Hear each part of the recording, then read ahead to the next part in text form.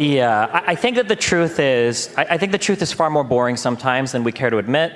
I think that the truth is we're just not very much interested in what is real or what is true. I think we all kind of have these ongoing political or ethical narratives that exist in our mind, and I think we like to shop around for opinions or ideas that kind of either reinforce or go against it, depending on what kind of media we're consuming.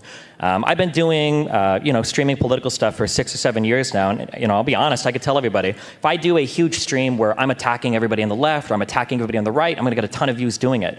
If I do a stream where we just read, studies about hydroxychloroquine or metal shavings being found in a couple of vaccines that caused them to get recalled in Japan, that's going to be way less sensational than saying that there were foreign agents found in vials in Japanese vaccines that were withdrawn and never explained about, which they were. People talk about these things.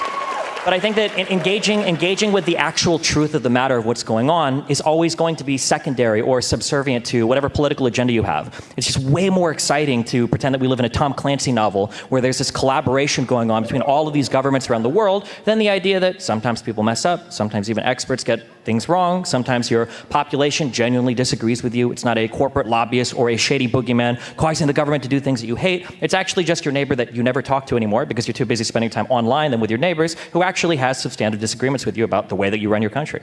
I wish that people would fundamentally change the way that they engage with each other and the way they engage with the media and be more honest about their engagement as well, Like, if you want to look at the media and you think that there are faults that lie there, I think the media is a really good mirror into who you are. I don't think it's an accident that we are in the environment that we exist in today, because I think it's because people want it, whether they like to admit it or not.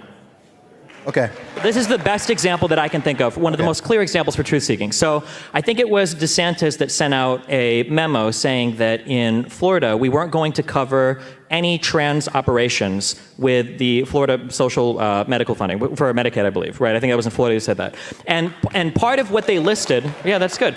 Part of what they listed on that document was, we don't believe that there are any good prospective randomized control trials showing that these are effective treatments. And what an interesting statement to say. Where were these same people demanding really valuable RCTs when it came to alternatives to vaccines? Because these guys would get one preprint off of Medivir online, and they would throw it up like it was gold standard medical research. Why? Because it agreed with the narrative that they had. Because that's all they cared about at the end of the day, is fundamentally, I want to find something that is anti-establishment. And you'll see people will be so selectively critical that one statement will come out against somebody they don't like, and all of a sudden, these guys become PhD researchers. They're on Wikipedia, they're on DuckDuckGo, they're on 50 different sources trying to find all the information that disagrees with them, but then Trump will come out and say one thing about Nazis in Ukraine, and people, or other alternative media will say the Nazis in Ukraine, and people are like, oh yeah, of course, that sounds 100% true, I believe that, of course. So I mean, the selective criticism makes me think that people aren't as fact-oriented as they'd like to pretend they are sometimes.